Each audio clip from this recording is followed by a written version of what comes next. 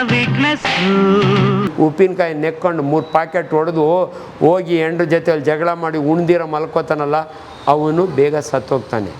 Whisky ಹೊಡ್ಕೊಂಡು chicken ತಿನ್ಕೊಂಡು ಕಳೆ ಬೀಜ ತಿನ್ಕೊಂಡಿರೋನು ಅದೇನು ಹಂಗೆ ಮಾಡುವಂತ ಅಲ್ಲ. ಯಾರು ಕೋಟ್ ಮಾಡಿಬಿಟ್ಟಾರೆ, ಆಂಜನಪ್ಪ ಡಾಕ್ಟ್ರ್ ಹೇಳಿದರು ಕಳೆ ಬೀಜ ತಿನ್ಕೊಂಡು ಎಣ್ಣೆ ಹೊಡಿ ಅಂತ ಅಲ್ಲ. ಅಂಥವ್ರು ಬೇಗ ಸಾಯಲ್ಲ, ಇವನು ಸತ್ತೋಗ್ತಾನೆ. ಆದರೆ ಈ ಲಿವರ್ ಇದೆಯಲ್ಲ 1.5 kg, ನೀವೆಲ್ಲರೂ ಕೂಡ 1.5 kg, ನನಗೂ ಕೂಡ. ಆದರೆ ಹೆಣ್ಣುಮಕ್ಳು ಯಾರನ್ನ ಬಂದರೆ ಅವಳಿಗೆ 1400 ಗ್ರಾಮ್, 100 ಗ್ರಾಮ್ ಕಡಿಮೆ. ಯಾಕೆ ಗೊತ್ತಾ? ಅವು ಎಣ್ಣೆ ಹೊಡಿಯಲ್ಲ, ಮುಂದೆ ನೀವು ಎಣ್ಣೆ ಹೊಡಿತೀರಿ. ಅದಕ್ಕೆ ದೇವರು 100 ಗ್ರಾಮ್ ಎಕ್ಸ್ಟ್ರಾ ಕೊಟ್ಟ.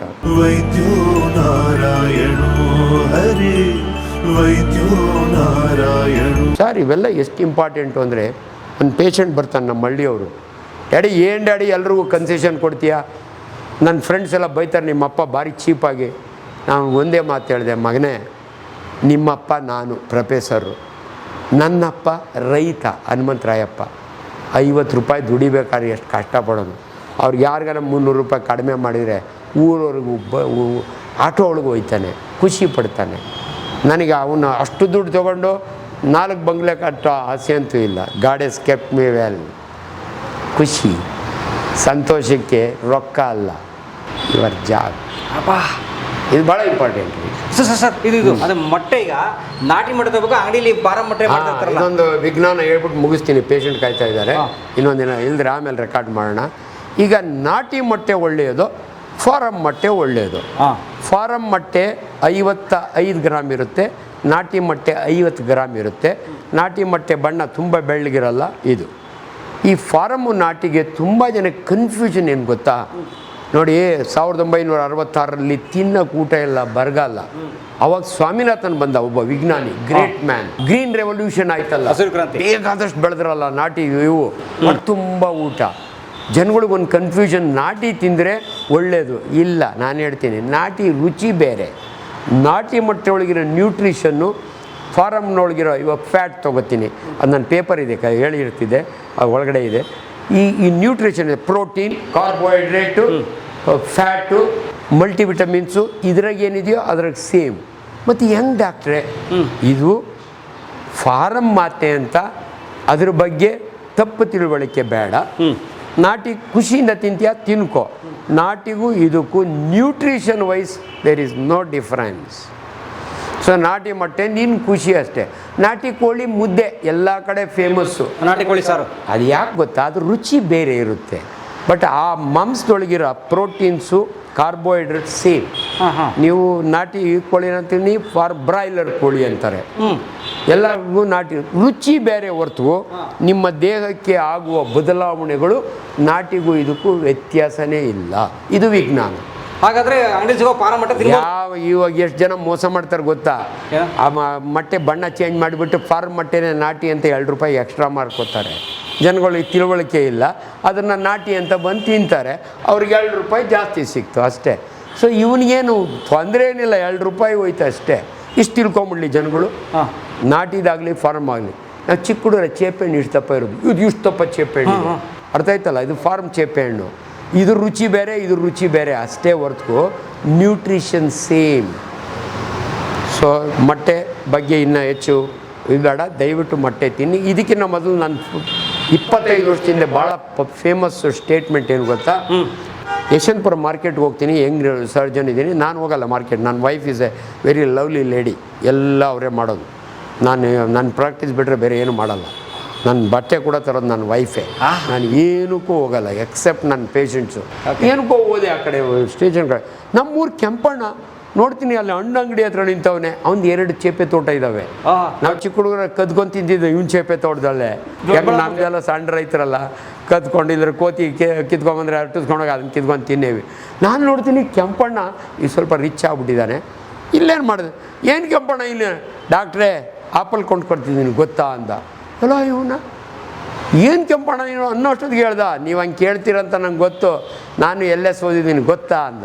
ಸರಿ ಕಣಪ್ಪ ಹೇಳಪ್ಪ ಅಂದೆ. An apple a day keeps A doctor away ಅಂತ ಟಿ ವಿ ಒಳಗೆ ತೋರಿಸ್ತಾರೆ, ನೋಡಿದ್ದೀನಿ ಗೊತ್ತಾ ಅಂದ. ಸರಿಯಪ್ಪ ಅಂದೆ. ಆವಾಗ ಹೇಳಿದೆ, ಕೆಂಪಣ್ಣ ನಾನು ನಿಮ್ಮೂರು ಹನುಮಂತರಾಯಪ್ಪನ ಮಗ, ನಮ್ಮಪ್ಪನ ತಕಡೆಪ್ಪ ಅನ್ನೋರು. ನಿನ್ನೊಬ್ಬನೇ ಭಾಷಣ ಮಾಡಿದರೆ ಪ್ರಯೋಜನ ಇಲ್ಲ, ಊರಿಗೆ ಬರ್ತೀನಿ, ನಮ್ಮೂರಿನಲ್ಲಿ ಕರ್ಗ ನಡೆಯುತ್ತೆ. ಫೇಮಸ್. 2 ವರ್ಷಕ್ಕೊಂದ್ಸರಿ ಕರ್ಗ. ಅದನ್ನು ಹೊರೋರು ಯಾರು? DYSP ನಾಗರಾಜ್, ನನ್ನ ಜೂನಿಯರ್. ಅವತ್ತಿನ ರಾತ್ರಿ ಒಂದು ಪೆಂಡಾಲ್ ಹಾಕ್ತೀವಿ. ಅದರಲ್ಲಿ ಹರಕತೆ ಇರುತ್ತೆ, ಅದರಲ್ಲಿ ಡಾನ್ಸ್ ಇರುತ್ತೆ, ಮಕ್ಕಳ ಸಾಂಗ್ ಮಧ್ಯೆ ನಂದಿರುತ್ತೆ. ನಮ್ಮ ಡಾಕ್ಟ್ರು ಮಾತಾಡ್ತಾರೆ. ಅವತ್ತು ಹೇಳಿದೆ ಎಲ್ಲ ಜನರಿಗೂ, ನೋಡಿ ಅಮ್ಮ, ಕೆಂಪಣ್ಣ ಬಂದಿದ್ದ, ಕೆಂಪಣ್ಣ ಹೇಳ್ತಾನೆ an apple a day keeps a doctor away ಅಂತ. ನಾನು ನಿಮ್ಮೂರು ಡಾಕ್ಟ್ರು, ನಿಮಗೆಲ್ಲ ಗೊತ್ತು. ನಿಮ್ಗೆ ಆಶ್ಚರ್ಯ ಆಗ್ಬೋದು, ಹಿತ್ತಲ ಗಿಡ ಮದ್ದಲ್ಲ ಅಂತಾರೆ. ನಾನು ನಮ್ಮೂರಿನಲ್ಲಿ ಹಿತ್ತಲ ಗಿಡ ಅಲ್ಲ, ಸಂಪಿಗೆಯ ಮರ. ಯಾಕಂದರೆ ನನ್ನನ್ನು ದನ ಕಾಯ್ದಿರೋದನ್ನು ನೋಡಿರೋ ಜನನೂ ಕೂಡ ನನ್ನ ಹತ್ರ ಬಂದು ಆಪ್ರೇಷನ್ ಮಾಡಿಸ್ಕೊಂಡಿದ್ದಾರೆ. 150 ಜನ ನಮ್ಮೂರಿನವ್ರಿಗೆ ನಾನು ಆಪ್ರೇಷನ್ ಮಾಡಿದ್ದೀನಿ. ನಿನ್ನೆ ತಾನೇ ಬಸವರಾಜಮ್ಮ ಅಂತ ನನ್ನ ಜೊತೆಗೆ ಓದಿದ ಹುಡುಗಿ ಡಿಸ್ಚಾರ್ಜ್ ಮಾಡಿಸ್ದೆ, 2 ನೀ ರಿಪ್ಲೇಸ್ ಮಾಡಿದೆ. ನನ್ನ ಕ್ಲಾಸ್ಮೇಟ್ ನನಗೆ ಜೀವ ಕೊಟ್ಟ ಅಂತ ಕೈ ಮುಗಿದೋದ್ಲು. ಅವಳ ಮಗನಿಗೆ ಬೋರಿಂಗ್ ಹಾಸ್ಪಿಟ್ಲಲ್ಲಿ ಕಿರಣ್ ಅಂತ 7 ವರ್ಷದ ಹುಡುಗ ಅಪೆಂಡಿಕ್ಸ್ ತೆಗೆದಿದ್ದೆವು. ಅವತ್ತಿನಿಂದಲೂ ನಾನು ಫೋಟೋ ಇಟ್ಕೊಂಡು ಅವ್ರ ಮನೆ ನಮ್ಮೂರಿನಲ್ಲೇ. ಅವ್ರು ಸಾಹುಕಾರರು, ಬಂಡೆಪ್ಪನವ್ರ ಮನೆಯವರು. ಅಂದರೆ ನಾವು ಚಿಕ್ಕ ಹುಡುಗರಾಗೆ ಚೆರುಪು ತಿನ್ನಕ್ಕೆ ಹೋಗ್ಯವೆ. ಚೆರುಪು ಅಂದರೆ ಭಜನೆ ಮಾಡೋವಾಗ ಕೊಡೋರಲ್ಲ, ನಮ್ಮ ಮನೆಗೊಳಗೆಲ್ಲ ಎಲ್ಲಿ ಚೆರುಪು. ಅವ್ರ ಮನೆಗೆ ಹೋದರೆ ಚೆರುಪು ಕೊಡೋರು. ಆ ಖುಷಿ. ಇವತ್ತು ಅಂಥವ್ರ ಮಗನ ನಾನು ಜೀವ ಉಳಿಸಿದ್ದಕ್ಕೆ ಬಸವರಾಜಮ್ಮ ಇವತ್ತು ನಾನು ಫೋಟೋ ಇಟ್ಕೊಂಡು ಪೂಜೆ ಮಾಡ್ತಾಳೆ. ಇದು ನೋಡ್ರಿ ವ್ಯಕ್ತಿತ್ವ. ಯಾಕೆ ಇವೆಲ್ಲ ಹೇಳ್ಕೊತೀವಿ ಅಂದರೆ ವ್ಯಕ್ತಿಗೆ ಇರೋ ಅಂಥ ಗೌರವ, ವಿದ್ಯೆಗಿರುವಂಥ ಮಹತ್ವ. ಸೊ ಇವಾಗ ವಾಪಸ್ ಬರ್ತೀನಿ, ಅದು ಹೇಳಿ ಮುಗಿಸ್ಬಿಡ್ದೆ. ಕೆಂಪಣ್ಣನ ಕತೆ ಅಲ್ಲಿ ಹೇಳಿದೆ, ಜನಗಳೆಲ್ಲ ಕೂತಿದ್ದಾರೆ. ನೋಡಿಯಮ್ಮ, ಕೆಂಪಣ್ಣ ಹೇಳ್ದ ಆ್ಯನ್ ಆ್ಯಪಲ್ಲೇ. ನಾನು ನಿಮ್ಗೆ ಹೇಳ್ತಾ ಇದ್ದೀನಿ, ಎ ಚೇಪೆಹಣ್ಣು a day can keep 6 doctors away. ಒಂದು ಚೇಪೆಹಣ್ಣು, ಒಂದು ಸೀಬೆಹಣ್ಣು 6 ಆ್ಯಪಲ್ಗೆ ಸಮಾನ. ಇವತ್ತು ನೋಡಿ ಬೆಂಗಳೂರಿನೊಳಗೆ 1 kg ಚೇಪೆಹಣ್ಣು 120 ರೂಪಾಯಿ ಆಗಿದೆ. ಕಾರಣ ನಾನು ಒಬ್ಬ ರೈತನ ಮಗ. ಅದ್ರ ಬಗ್ಗೆ ಮೊದಲೆಲ್ಲ ಚೇಪೆಹಣ್ಣು ತಿನ್ಬೇಡ, ಗೊಣೆ ಸುರಿತದೆ ಅನ್ನೋರು. ಚೇಪೆಹಣ್ಣು ತಿನ್ಬೇಡ, ಹೊಟ್ಟೆ ಕೆಟ್ಟೋಗುತ್ತೆ ಅನ್ನೋರು. ಇವತ್ತು ವಿಜ್ಞಾನ. ನಾನು ಹೇಳಿದ್ದೀನಿ, ಇವತ್ತು ಹೋಗಿ ಮಾರ್ಕೆಟ್ನಾಗೆ ಇನ್ನು ಸ್ವಲ್ಪ ದಿನ ಹೋದರೆ ಆಪಲ್ಗಿನ್ನ ಜಾಸ್ತಿ ರೇಟ್ ಚೇಪೆಹಣ್ಣಿಗೆ ಬರುತ್ತೆ. ನಾನು ಮಾಡಿರೋದು ಹೆಮ್ಮೆಯಿಂದ ಹೇಳ್ಕೊಳ್ತೀನಿ, ಗರ್ವದಿಂದ ಹೇಳ್ಕೊಳ್ತೀನಿ. ಬಟ್ ಅದು ವಿಜ್ಞಾನ ಸತ್ಯ 100%. ಅಲ್ಲ, ಇವೆಲ್ಲ ಯಾಕೆ ಇಂಪಾರ್ಟೆಂಟ್ ಹೇಳ್ತಾ ಇದ್ದೀನಿ ಅಂದರೆ, ಇವೆಲ್ಲ ಜನಸಾಮಾನ್ಯರಿಗೆ ತಲುಪಿದರೆ ನನಗೆ ನನ್ನ ವಿದ್ಯೆಯಿಂದ ಜನಗಳಿಗೆ ತಿಳುವಳಿಕೆ ಬರುತ್ತಲ್ಲ. ಅಜ್ಜಿಗಳು ಬೈಯೋರು, ಚೇಪೆಹಣ್ಣು ತಿನ್ಬೇಡ, ಗೊಣೆ ಸುರಿತೆ ಅನ್ನೋರು. ಇವತ್ತು ಯಾರಾದರೂ 70 ವರ್ಷದವನಿಗೆ ಸರಿಯಾಗಿ ಮೋಷನ್ ಆಗಲ್ಲ ಅಂದರೆ ಚೇಪೆಕಾಯಿ ತಿನ್ನು ಅಂತ ಹೇಳ್ತೀನಿ ನಾನು. ಚೇಪೆ ಬೀಜ ಇದೆಯಲ್ಲ, ಭಾಳ ಜನ ಅನ್ಕೋತಾರೆ ಅದು ಕರುಳು ಕೆಡಿಸುತ್ತೆ ಅಂತ. ಅಲ್ಲ, ಕರುಳು ಮೂವ್ಮೆಂಟ್ಗೆ ಒಳ್ಳೆಯದು. ನಾವು ತಿನ್ನುವ ಆಹಾರದಲ್ಲಿ ಫೈಬರ್ ಅಂತೀವಿ ನಾವು. ತುಂಬ ಜನಕ್ಕೊಂದು ತಪ್ಪು ಕಲ್ಪನೆ ಇದೆ, ಚೆನ್ನಾಗಿ ಡೈಜೆಷನ್ ಆದರೆ ಚೆನ್ನಾಗಿ ಮೋಷನ್ ಆಗುತ್ತೆ ಅಂತ. ಇದು ತಪ್ಪು. ನೀವು ತಿಂದ ಆಹಾರದಲ್ಲಿ ಜೀರ್ಣ ಆಗದಿರೋ ಅಂಥ ಅಂಶನ ನಾವು ಫೈಬರ್ ಅಂತೀವಿ. ಅದಿದ್ದರೆ ನಿಮಗೆ ಮಲಬದ್ಧತೆ ಆಗಲ್ಲ, ಕರುಳು ಮೂವ್ ಆಗುತ್ತೆ, ಮೋಷನ್ ಬರುತ್ತೆ. ಅದಕ್ಕೆ ತುಂಬ ಜನಕ್ಕೆ ಹೇಳ್ತೀನಿ, ಬರೀ ಅನ್ನ ಉಂಡ್ರೆ ಈಚೆಗೇನು ಬರಲ್ಲ. ರಾಗಿ ಮುದ್ದೆ ಉಂಡ್ರೆ ನೀವು ಅಂದ್ಕೊಂಡಿದ್ದೀರಿ ಅದು ಗಟ್ಟಿ ಅಂತ, ಗಟ್ಟಿ ಅಲ್ಲ, ಅದರಲ್ಲಿ ಫೈಬರ್ ಇರುತ್ತೆ. ರಾಗಿ ಮುದ್ದೆ, ಸೊಪ್ಪು, ತರಕಾರಿ ತಿಂದರೆ ಕ್ಲೀನಾಗಿ ಮೋಷನ್ ಆಗುತ್ತೆ. ಚೇಪೆಕಾಯಿ ತಿಂದರೆ, ಚೇಪೆ ಬೀಜ ಇರುತ್ತಲ್ಲ, ಅದನ್ನು ಕರಗಿಸ್ಕೊಳ್ಳೋಕ್ಕಾಗಲ್ಲ ಸ್ಟಮಕ್ಕು, ನಿಮ್ಗೆ ಅಗಿಯೋಕ್ಕಾಗಲ್ಲ, ಅದು ಹಂಗೆ ಪಾಸಾಗುತ್ತೆ. ನಿಮ್ಮ ಗೇಣುದ್ದ ಹೊಟ್ಟೆಯಲ್ಲಿ ನಿಮ್ಗೆ ಆಶ್ಚರ್ಯ ಆಗ್ಬೋದು, ದೇವ್ರು ಏನಿಟ್ಟಿದ್ದಾನೆ ಅಂದರೆ.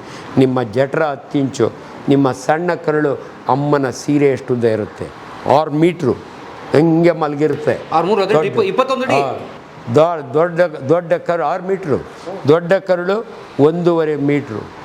ನಿಮ್ಮ ಹೊಟ್ಟೆಯಲ್ಲಿ liver, largest organ of human body. ಈಗಲೇ ಒಂದು ಸತ್ಯ ಹೇಳ್ಬಿಡ್ತೀನಿ, ಅದು ಹೇಳಿದ್ಮೇಲೆ ನಿಲ್ಲಿಸ್ತೀನಿ. ಬಲಭಾಗದಲ್ಲಿ ನಿಮ್ಮ ಹೊಟ್ಟೆ ಒಳಗೆ, ನನ್ನ ಹೊಟ್ಟೆ ಒಳಗೆ, ಎಲ್ಲರ ಹೊಟ್ಟೆ ಒಳಗೂ ಲಿವರ್ ಇದೆ. ತೂಕ ಎಷ್ಟು ಗೊತ್ತಾ? 1500 ಗ್ರಾಮ್, 1.5 kg. ಮನುಷ್ಯನ ದೇಹದಲ್ಲಿ ಹೆವಿಯೆಸ್ಟ್ ಆರ್ಗನ್ ಅಂದರೆ, ನಾನು MBBS ಹೋದಾಗ ಲಿವರ್ ಅನ್ನೋರಲ್ಲ, ಈಗ ಕಾನ್ಸೆಪ್ಟ್ ಚೇಂಜ್ ಆಗಿದೆ. ನಮ್ಮ ಚರ್ಮ ಇದೆಯಲ್ಲ, ಚರ್ಮ ಮಾರ್ತಾರಲ್ಲ ಕುರಿದು, ದನಿದು, ಅದೇ ಥರ ಮನುಷ್ಯನ ಚರ್ಮ ಸುಳಿದ್ಬಿಟ್ಟು ತೂಕ ಹಾಕಿದರೆ ಹೆವಿಯೆಸ್ಟ್ ಆರ್ಗನ್ ಅಂದರೆ ಸ್ಕಿನ್ನು. ಆದರೆ ಈ ಲಿವರ್ ಇದೆಯಲ್ಲ 1.5 kg. ನೀವೆಲ್ಲರೂ ಕೂಡ 1.5 kg, ನನಗೂ ಕೂಡ. ಆದರೆ ಹೆಣ್ಣುಮಕ್ಳು ಯಾರನ್ನ ಬಂದರೆ, ನಮ್ಮ ಶೋಭಾ ಇದ್ಲು ಹೋದ್ಲು, ಅವಳಿಗೆ 1400 ಗ್ರಾಮ್, ಹುಡುಗಿರಿಗೆ 100 ಗ್ರಾಮ್ ಕಡಿಮೆ. ಯಾಕೆ ಗೊತ್ತಾ? ಅವು ಎಣ್ಣೆ ಹೊಡಿಯಲ್ಲ, ಮುಂದೆ ನೀವು ಎಣ್ಣೆ ಹೊಡಿತೀರಿ, ಅದಕ್ಕೆ ದೇವರು 100 ಗ್ರಾಮ್ ಎಕ್ಸ್ಟ್ರಾ ಕೊಟ್ಟು. ಇಷ್ಟು ಸರಳ ವಿಜ್ಞಾನ. ಇದನ್ನು ಜನಗಳಿಗೆ ಹೇಳಿದರೆ ಹೆಂಗೆ ಇವನು ಎಣ್ಣೆ ಯಾಕಂದರೆ ಸುರಾಪಾನಿಗಳು ದೇವರು, ಮುಂಡೆ ಮಕ್ಕಳು ಎಣ್ಣೆ ಹೊಡಿತಾರೆ ಅಂತ ಗೊತ್ತು, ಅದಕ್ಕೆ 100 ಗ್ರಾಮ್ ಎಕ್ಸ್ಟ್ರಾ ಕೊಟ್ಟವನೇ. ಸರ್ ನೇಚರ್ 100 ಗ್ರಾಮ್ ಜಾಸ್ತಿ ಕ್ರಿಯೇಟ್ ಮಾಡಿದೆ ಮೇಲ್ಗೆ. ಅರೆ ಎಣ್ಣೆ ಹೊಡಿಲಿ ಅಂತನಾ? ಹೊಡಿಲಿ ಅಂತಲ್ಲ, ಹೊಡಿತಾನೆ ಅಂತ. ಹಾಂ, ಬಟ್ ಇವನಿಗೆ ಯಾವ ಮಟ್ಟಕ್ಕೆ ಹೊಡಿತಾನೆ ಅಂದರೆ ಹೊಡೆದು 1.5 kg ಇರೋದು 300 ಗ್ರಾಮ್ಗೆ ಆಗ್ಬಿಟ್ಟು ಸಿರೋಸಿಸ್ ಆಗ್ಬಿಟ್ಟು ಹೊಟ್ಟೆ ಹಿಂಗಾಗುತ್ತೆ. ಹೊಟ್ಟೆ ಕೈಕಾಲು ಸಣ್ಣ, ಹೊಟ್ಟೆ ದುಬ್ಬಣ್ಣ ಅಂದರೆ ಇವನು ಕುಡ್ಕ ಅಂತ ಅರ್ಥ. ಯಾಕೆ ಹಿಂಗೆ ಹೊಟ್ಟೆ ದುಬ್ಬಣ್ಣ ಆಗುತ್ತೆ ಅಂದರೆ 10 ಲೀಟ್ರ್ ನೀರಿರುತ್ತೆ, ಅಸೈಟಿಸ್ ಅಂತೀವಿ.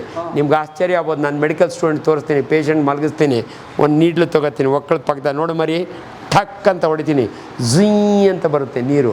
10 ಲೀಟ್ರ್ ನೀರು ಬರ್ತದೆ ರೀ ಮನುಷ್ಯನ ಹೊಟ್ಟೆಯಿಂದ. ನಿಮ್ಮ ಹೊಟ್ಟೆ ಒಳಗೆ ಈಗ ಒಂದು 350 ml ಇದೆ, ನನ್ನ ಹೊಟ್ಟೆ ಒಳಗೆ 300 ml ಇದೆ. ಅದನ್ನು ಪೆರಿಟೋನಿಯಲ್ ಫ್ಲೂಯಿಡ್ ಅಂತೀವಿ. ನಿಮ್ಮ ಕರುಳು ಸರಾಗ ಓಡಾಡಲಿಕ್ಕೆ ದೇವ್ರು ಕೊಟ್ಟಿರೋ ಎಳ್ನೀರು.